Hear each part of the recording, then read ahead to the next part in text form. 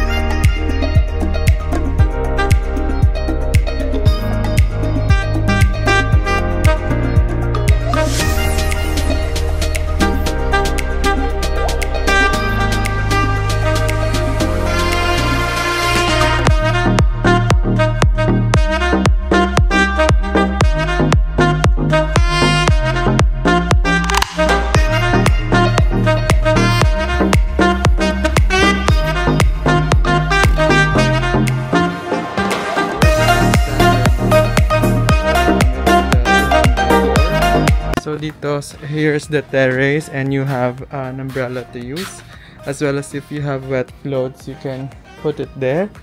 And then after opening, so this is like a glass window as well as door.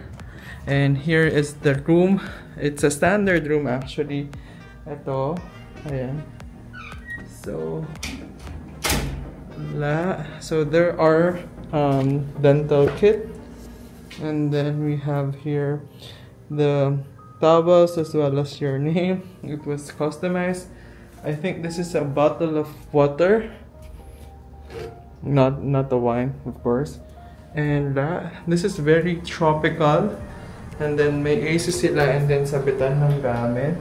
We have the toilet. The toilet is here. So malinis naman siya, may bidet. Ayan, kakarating lang namin, so medyo pagod. And yeah, that's it. Hi guys, so first in our list is this Tropical Temple restaurant. So we are currently staying here, and it's an Instagram worthy restaurant.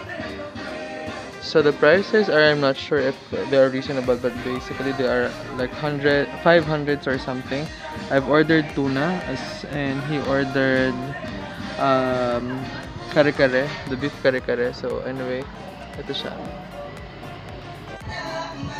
So this one is the tuna tataki, and then the beef kare-kare with rice.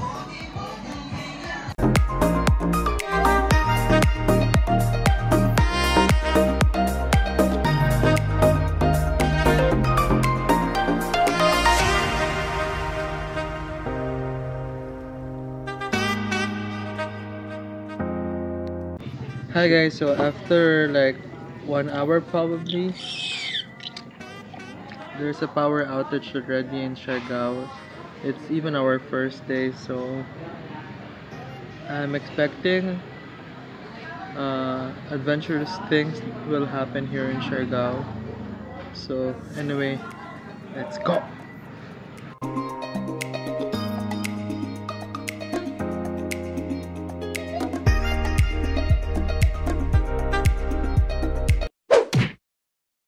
Hi guys, so it's officially our second day here in Siargao. So we just arrived around 4 p.m. yesterday, and it's our second day. It's currently around 8:20, and actually nagpa-refill lang kami ng gas, and then we'll be heading into cafe, and maulan ngayon, so ayan, makikita nyo, medyo maulan siya. But we'll try to stay first at the cafe, magbe-breakfast lang kami, and we'll drink some coffee, and then probably we'll just drive around the island right now, depending on the weather. So anyway, we're flexible. Marami dito nagbabike actually, and kukonti lang yung nagre-rent ng car, but for us it's convenient instead of like renting a tricycle or whatsoever. So we have decided na mag-rent na lang ng car. So anyway, samahan nyo kami, and let's have a good day, guys.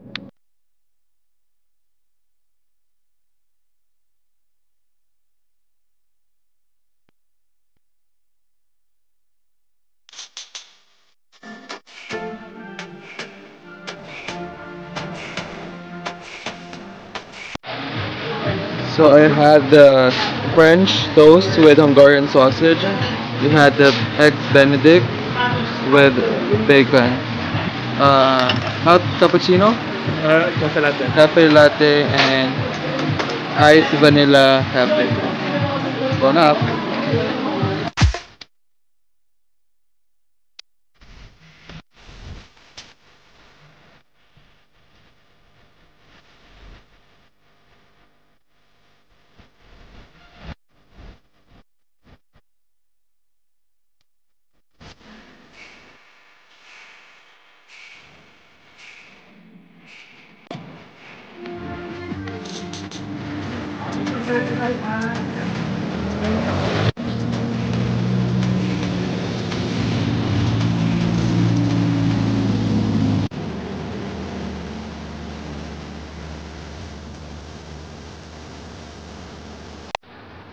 Hi guys, so nandito kami ngayon sa Pacifico Beach. The Pacifico Beach is a uh, surfing ground, or pwede kayo mag-surf dyan. May mga nagsisurf actually doon. Ayan. And then may nag-offer sa inyo sa labas if you want to play surfing.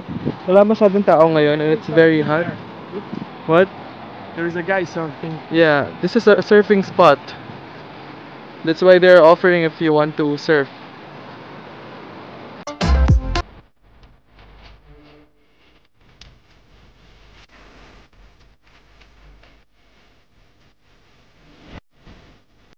Hi guys, so we are here at Magpupungko Pools. So basically, ito yung mga pools sa tabi ng dagat. But anyway, to get there, you need to pay an entrance fee. At nandun yung entrance fee, nagbayad kami ng 140. Dalawa kami, and we had this car with us. And ayan, may parking fee din dito na 50 for the 4 wheels. Motorcycle would be 20 and tricycle at 30. So ayan.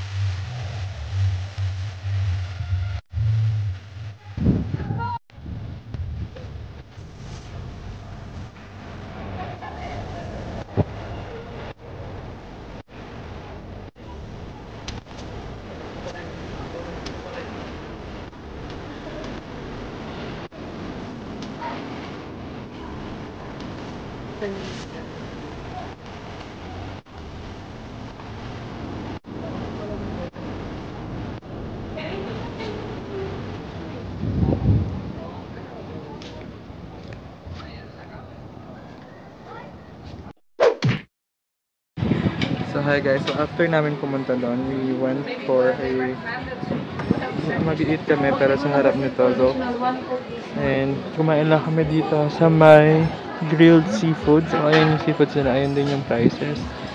So ayan, nag-order kami ng tuna at saka broom marlin, and steamed rice, garlic rice, buko, and some calamansi. So ayan yung view. Hi guys, so nandito ngayon ako sa Paghungawan Marsh. So ayan, kung makita nyo, may pinakawalan daw 55 crocodiles here last March 2013 and even 2017. So they are freshwater. Ayan sila, and they are carnivores, so kumakain sila ng tao. But they said that nagpapakita lang daw sila during night. So yeah. Actually, may mga local sa baba. Pero hindi ko sure kung anong gagawin nila. So, dyan, maraming crocodile.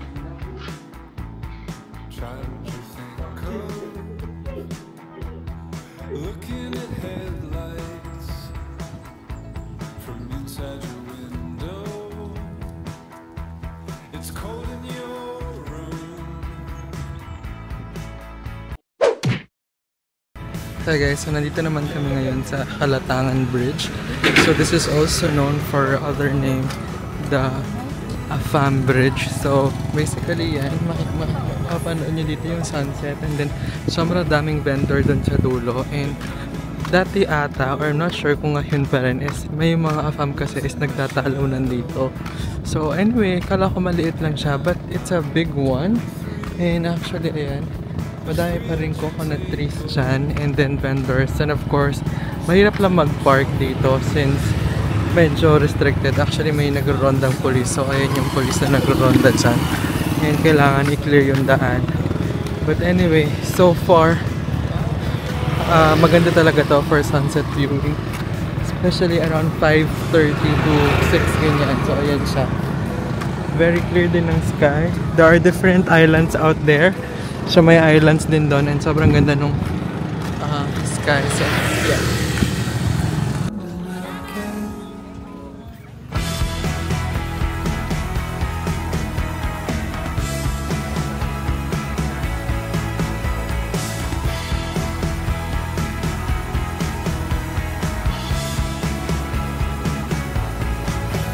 Sleep now that everything's undone.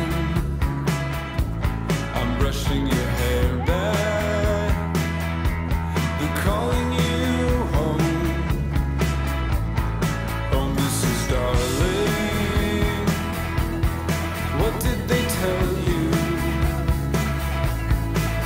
Hi guys, so ang daming ang vendor dito. Actually, sama-sama na sila dito. So if may kasama kayong foreigner, o kaya naman ay gusto nyo lang mag-food trip, eh dito na kayo pumunta. Although medyo pricey siya, pero kasi ang dami mo nang pagpipilian dito. And then pwede ka pang mag sunset watching. So ayan, ito na nga yung mga tao. So bandang dulo, dito kayo pumunta kasi dito yung mga tao tsaka yung mga vendors. Anyway, yun lang yung ano namin for today's video, and tinapos lang namin tong night na to.